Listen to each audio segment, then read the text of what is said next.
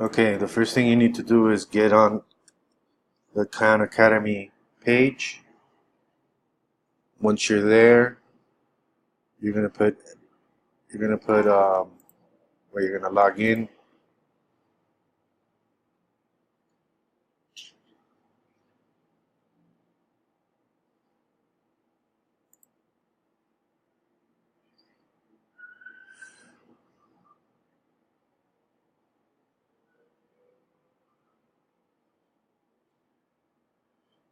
Right here, you're gonna put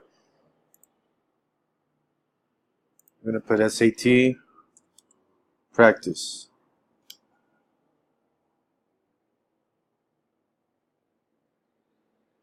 And you're going to click here on the first link, start practicing.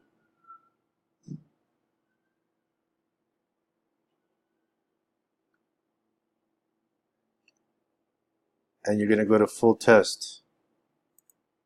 Right here, full test. And you start. I just need you to take the math. So just put one letter for each answer in these sections, these two sections. Basically skip them and then go ahead and do this. You need at least a 700, okay? That's it.